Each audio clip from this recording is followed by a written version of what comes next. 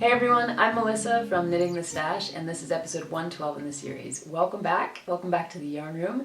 It's wonderful to see you all this morning. It is Sunday here. It is a gorgeous day, pretty much right before a week full of rain. So we'll see what actually happens. I think temperatures are going to start dipping, our green trees are going to start changing and dropping all their leaves, and yeah, it's been a little scruffy on our walks with the dogs, so the leaves are on the paths, and it's just, it's starting to be fall, which is perfect for sweater weather.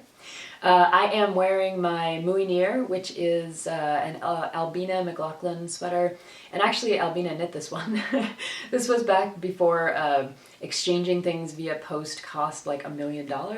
So we had a lovely exchange, baby sweaters, regular sweaters, blankets, yarn, everything was flying back and forth. She's in Ireland, and if you don't know Ailbiona's work, absolutely check her out. Love all of her work, and I was a early kind of sample test knitter for her, so yeah, we've known each other a while, and this is her Molinear sweater, and it's weird to be wearing a sweater that I didn't knit, but it's one of the sweaters that I absolutely love because I just feel like having a sweater that someone else knits for you can be maybe more special than knitting one yourself. So thank you to Ailbiona for this beautiful sweater. I also kind of want to knit it because it's this really cool, iconic kind of, I don't know, big, bold, colorwork kind of sweater, and it fits really well. I'm not a huge fan all the time, as you guys know, of top-down yoked sweaters because sometimes the armpits can be a little bit too low for me, and I end up feeling like I'm lifting the whole sweater when when I'm sitting here. But this one fits just right, kind of like that Isabel Kramer Nasserin colorwork yoke that I just finished. Perfect fit on the shoulders. I love the bold colorwork, and when she sent it to me, she actually sent me an extra ball of Lopi yarn in the background black color because she had knit a kind of cropped version of it, and she knew that that's not exactly what I wear. So I added length to the sweater. So I took it apart at the ribbing and added length, and I think I'll be able to show you all. I mean, you can see that it goes all the way down to just below my belt now, and it's really cozy and warm, and she sent me just enough yarn, so I added the length to the sweater, so yay. And I do have a video over on my tutorials section of this YouTube channel for adding length to a sweater, so if you've never done that and you happen to have some shorty sweaters that you want to lengthen up for whatever reason. It's great for kids' sweaters too, especially if they're knit from the top down. You can always keep adding length to them. But I do have a tutorial about adding length to a sweater, so if it's something you need to do, there's your inspiration and your instruction, I suppose. What else do I usually tell you? I tell you where you can find me. Knitting the Stash just about everywhere on the internet. So here on YouTube, over on Ravelry, where we have a Ravelry group, just pretty active and lots of wonderful people over there. And on Instagram, I'm Knitting the Stash pretty much everywhere else. And knittingthestash.com is the website where you can find everything. So classes, yarn, the yarn shop, all kinds of tutorial links and things like that. So knittingthestash.com is pretty much your go-to for all that. And I do have a mini shop update at the end of this episode because I got some beautiful Gulf Coast native yarn in from Georgia. And I announced it in the newsletter. If you're not a newsletter subscriber, get on the newsletter to be the first to know. But I do have sweater quantities of this beautiful yarn from Georgia, and it's Gulf Coast native, and then I have some Gulf Coast native mixed with alpaca. Gorgeous. 3 plies, 2 plies, DK weight, worsted weight. You're going to love it. I'll tell you all about it at the end of the episode. So as I mentioned at the beginning, this episode is all about knitting mini or tiny or mini knits, miniaturized things. And it was inspired by the fact that I'm teaching a teachable class right now that's just about to be wrapped up and ready for your consumption if you want to just stream the whole thing. It's called Inspired by Design. And I walk through a lot of the different ways that you can take a base pattern and add design elements to it, or mash up a couple of patterns, or radically re-engineer a sweater, which is what I did with this. This is Carol Feller's Dark Pearl. I know it doesn't look anything like Dark Pearl, but that's a radical re-engineer. So the production for that class is wrapping up. But in order to teach the lesson on radically re-engineering a sweater, I wanted to not only show the students like the finished object, I also wanted to show them how to do it. So I knit up a mini version of my modification for Carol Feller's Dark Pearl. And yeah, when I was knitting this, I was thinking to myself, this is actually a really interesting exercise, and it might be something that you all would be interested in hearing about. And it might even be worthy of its own class, like mini knits sweaters, so that you can think about your design choices and learn a lot about necklines and all kinds of other things. So I might be throwing that one up on Teachable as well pretty soon. So let me tell you a little bit about this sweater, and then I also have some fun content because it got me thinking about all the different miniature knits out there. And I'm a huge miniatures fan. I used to do doll houses, and I love little things, as Spencer, my husband, will tell you. Often for a birthday or Christmas, he'll get me like a little something, you know, like something that normal people would like in a regular size. I just love miniature. I love little, I don't like those fancy spoons, but like little spoons that you get like on an airplane. Love those spoons. You know, little things. I just like little things. So when I was knitting this up, it reminded me of all that love that I have for small things, and not just baby sweaters, but actually knitting things or making things or having things that are smaller versions of regular size things, like real adult things.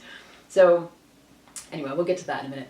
Let me tell you about a little bit about this one. So my dark pearl, this is that sweater that many episodes ago I talked to you all about. It's a sweater that's an asymmetrical raglan, and Carol Feller has engineered a beautiful panel that is a lace panel that goes across the front to make it a cardigan that's kind of attached up here at the shoulder seam.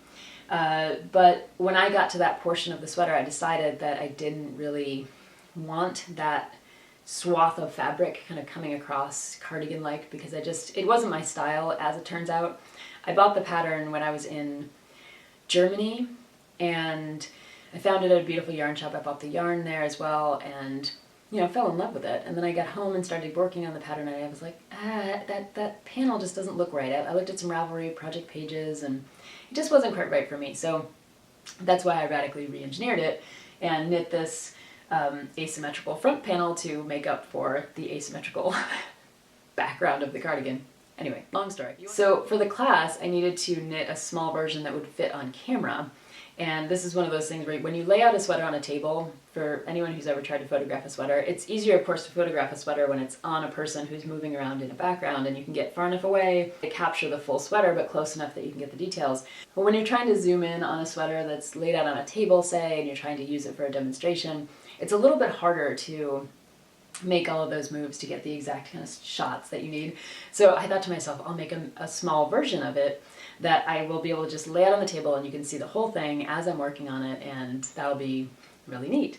So I thought I'd tell you a little bit about how I made this sweater, in case it's a kind of project any of you wanted to undertake as you're working on your designs for radically re-engineering sweaters or modifications and things like that. Making a small version of a sweater can actually be one of the great ways to test out your theories and test out your stitch counts and see what actually happens proportionally when you change things.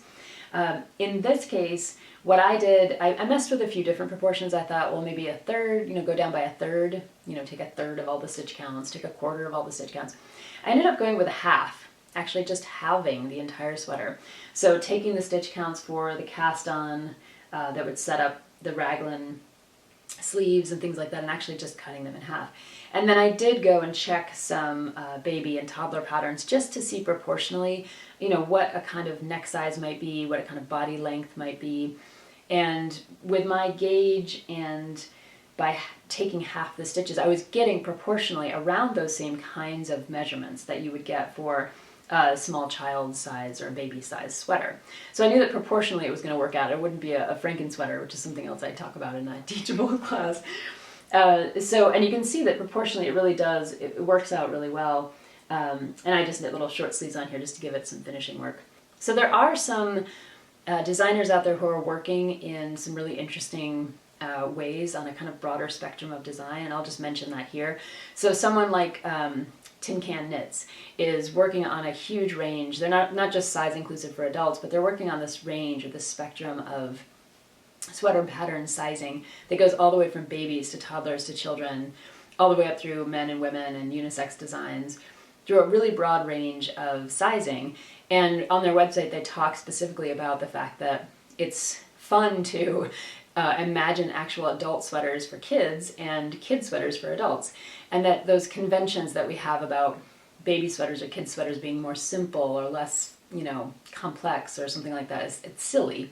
And that really it's fun sometimes to make what the equivalent of an adult sweater for a smaller size. So this could actually be worn by a baby. It's proportionally correct and it has the right kinds of measurements. And I got that proportional kind of ratio by halving the number of stitches for this design.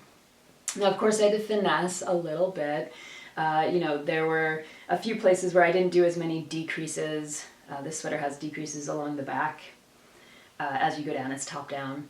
And so you do a few decreases and some increases in the shaping. So I went ahead and put that shaping in because I really wanted to mimic the adult sweater. That was the purpose of knitting this small version.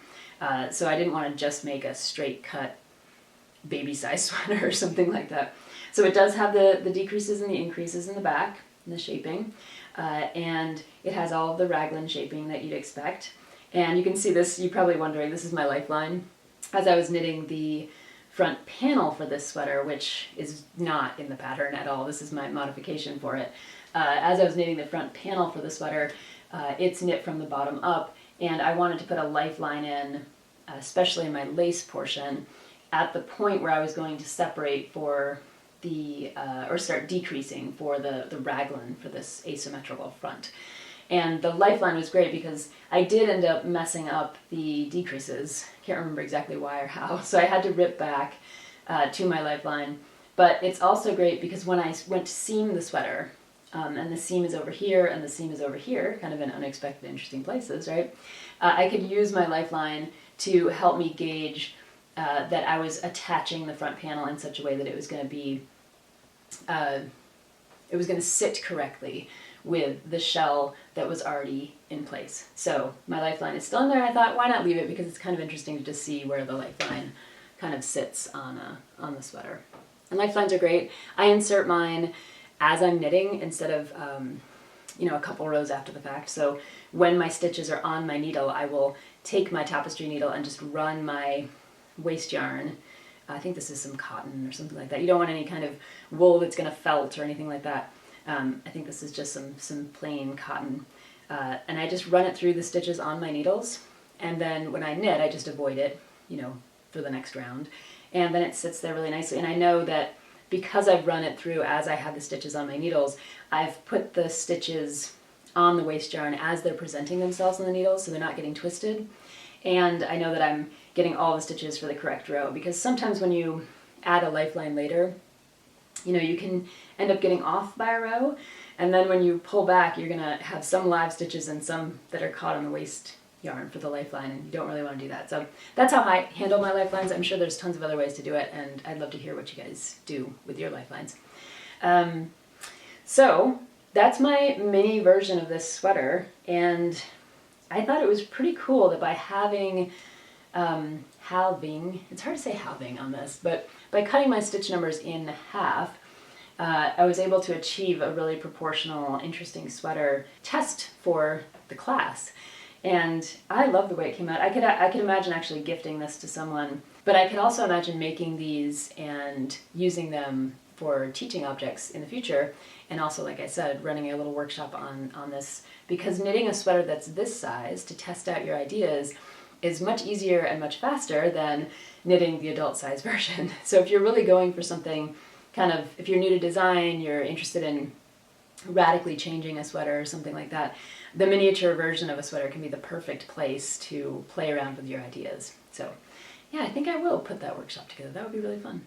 So all this miniature knitting or small knitting got me thinking about the other places in the knitting world where people make small versions of things. And there's so many fun examples out there. I love seeing them on Ravelry because, like I said, I love miniature things. But the places that I see them most often are for baby sweaters, doll sweaters, and those little miniature ornaments. You know, that people, there was a big craze a couple years ago, people knitting those sweaters that were about this big, and then they put a little clothespin or a hanger in them and give them as holiday gifts, you know, to kind of hang around the house or on a Christmas tree or something like that. And I've been really interested in that because I often hear this idea that knitting baby sweaters, doll sweaters, miniature sweaters even, are good canvases, or they're good opportunities to practice your construction techniques, so like raglan or top down or bottom up, to kind of learn how things work. And while I think that does happen or can happen, especially with baby sweaters, because they're a little bit larger than the mini ones. And I do think that, you know, there is a certain amount of proportionality to the whole thing. There's something fundamentally different about knitting an adult sweater than knitting a baby sweater. There's a gap, I feel like, between the measurement and the math that's necessary for a baby sweater, and then the measurement and the math that's necessary for an adult sweater. So while I do agree that I think any kind of knitting, any knitting that you do is going to help you become a better knitter, right? But I was thinking that it's, for me, a more interesting process to try to go from the adult sweater down to the smaller size than to go from the smaller size up to the adult sweater, to really figure out how to kind of bridge that gap between what you see in a typical sweater pattern for babies and what you see in a typical sweater pattern for adults. And I do think Tin Can Knits is doing some of that work, and that's really, really interesting. Tanis Fiber Arts, Tanis Lavallee is also doing some of that work. She tends to make adult sweaters and then mini sweaters. I've seen a couple of Andrea Mowry's sweaters have been made for adults and then for kids. And it really is a different kind of a thing. So if you have a designer that's putting out an adult size pattern and a kid size pattern, they're doing a lot of work to figure out how to proportionally figure the differences between those two bodies, because they're so very different. But I also was led, I was looking at those little tiny ornaments and decorations that people use around the holidays for those little mini sweaters, and then I found Althea Chrome. And if you haven't seen Althea Chrome's work, you should absolutely go check it out. I'm going to put the website down in the show notes here. She is a knitter who's a micro knitter. And you've probably seen a few of these people because they tend to make the news, because people are so fascinated by the fact that they're knitting with these tiny, tiny little needles and these tiny, tiny little sweaters. So Althea Chrome has knit a bunch of sweaters that you might actually recognize, because she knit one of the famous sweaters from Coraline, the movie, the stop motion animation movie. She knit the little tiny sweater for one of the clay or animated little puppet things. And it's the one with the stars on it. She also knit her a tiny little pair of mittens or gloves, which is, yes, they have fingers. It's amazing. So she knits somewhere between 70 and 80 stitches per inch. Yes, you heard that correctly. And she's using surgical steel, basically surgical steel wire as her needles. And I read it was like 0.01 millimeters or something like that. I mean, it's like tiny, tiny. And she's using silk thread as her yarn.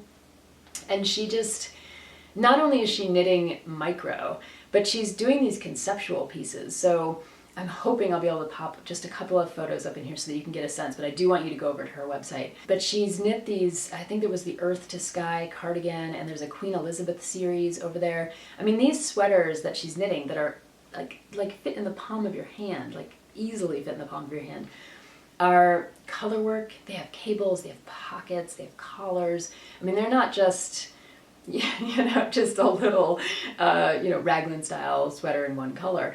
This is like she's using them as a canvas for this miniaturized knitting. It's absolutely fascinating and amazing. So she has an entire gallery over on her website. Like I said, she worked for the Coraline movie to create the little mitten or gloves and the sweater.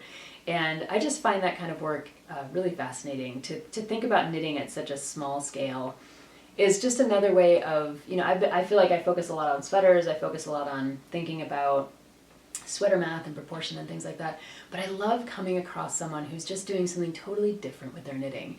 She talked about in one of the interviews just getting a little bit bored with, the average sweater knitting, and she just wanted to find a new challenge, and she liked miniatures, and so she got out her surgical steel and her silk thread and just started going to work. She said that it takes her anywhere between 6 weeks and 6 months to, fully conceptualize the sweater and then to actually knit it. And I think it's fascinating that there are so many different knitters out there in the world doing different things with knitting beyond, the traditional, I'm going to make a sweater, a scarf, or a sock. And yeah, it's fascinating. And I thought I'd share it with you because as we're talking about making things tiny, that's kind of the ultimate tiny in a way, I think. Yeah. I'd be curious to know what you all think about miniature knitting of any kind, whether it's for dolls, kids, holiday ornaments, or this micro knitting. I think it's just a fabulous conversation starter. And if you know of other knitters out there in the world, I think Althea Chrome said that she might be the only one doing this micro stuff, but if there are others out there in the world, I want to know about them, please, as a miniature lover. So let me know in the comments. So as promised, I have a quick shop update for you at the end of the cast today. I just this week got in a beautiful Gulf Coast native yarn from Georgia Rustic Wool, and Georgia Rustic Wool is run by Joanne Mackey. She has about 5 acres with her Gulf Coast native sheep flock, and her she keeps some goats as well. It was lovely to Zoom with her and talk about her yarn and the process of keeping a breed of sheep that is a critical breed that's recognized by the Livestock Conservancy as a breed that really needs our help to maintain itself and continue being an actual specific breed of sheep. So I have Gulf Coast native yarn from her, and I just love her. I love her tags that she's put together here. This is an alpaca blend, so this is 75% Gulf Coast native sheep, and we talked about Gulf Coast native sheep on an earlier episode because I was also talking to Kim of Fairly Fiber Fun, and I was working with her hand-spun Gulf Coast native. You might remember that one. So she actually talked to Joanne, and Joanne got in touch with me. So it's been like a really wonderful community out there of farmers and makers talking to each other, and we're trying to get the word out, right? So this is the blend of 75 Gulf Coast native, 25 alpaca, and this is 100% Gulf Coast native. Both of these are 3-ply. They were spun at Spirit Fiberworks, and they have a really beautiful soft hand. They're just gorgeous. You can see a little bit of that halo on that yarn. These two would go together very well for color work, I think. Both of these are a DK weight, so about 250 yards for the 4 ounces, and I think just really, I'm staring at them because they're just beautiful and squishy. So this is the DK weight that we have in the shop, and we have sweater quantities. I know a bunch of you asked about sweater quantities, so that was one of the things I was trying to hunt down was, a farm to skein yarn that we were going to have enough of that if you wanted to get a sweater quantity, you could. So this is the other Gulf Coast native from Georgia Rustic Wool that we have in the shop. This is the 2-ply, and this is the 3-ply, and both of these are worsted weight. So you get about 178 yards for the 4 ounces, all in natural white, beautifully spun. These were both spun by Bat and Kill Fiber Mill, which is in New York, and I think these are absolutely perfect for sweaters. The 2-ply would be beautiful for a sweater with some lace work. The 3-ply would be perfect for a sweater with any kind of texture or cabling. I think I might need to buy back a few of these from myself to make a sweater out of the white. And I actually saw that Kate Davies, who has a new yarn line out herself, has just put together a beautiful sweater, and I'm trying to remember the name of it. I will put it in the text here so that you can see it. But it's a beautiful sweater knit from a simply kind of grayish white, off-white farm yarn, and so that would be a perfect sweater, for example, to knit with the 3-ply. She used some of the twisted stitches that she found in Nora Gaughan's book. She adapted them to this beautiful sweater. So if you're looking for a sweater project to use with this yarn, that one would be perfect. And I love this yarn. It's a really beautiful, high quality production process here, and there's the possibility for the sweater quantity lovers among you, there's a possibility we can get more of the 3-ply Bat and Kill fiber in the next month or so. If you miss out on the sweater quantities, they're there now. So that's what we have in the shop this week. And the newsletter subscribers found out about it a little bit earlier than the podcast viewers. So if you're interested in getting in on the newsletter, head over to knittingthestash.com and put your name in that little subscribe box so that you'll get notifications about all the new things that are happening in the shop and with classes and all that kind of good stuff. So this is Georgia Rustic Wool, Joanne Mackey. I'm super excited that she is going to be featured over on the website. I'm doing an interview with her that's going to go up there soon. And yeah, critical breed, Gulf Coast native, beautiful yarn and sweater quantities, just like you asked for. So I'm pretty excited to have that all up in the shop this week. I think that's about it. We went from mini sweaters to really mini sweaters to a fun shop update. I hope you all are doing well and staying safe, and I will see you in a couple of weeks, so take care. Bye.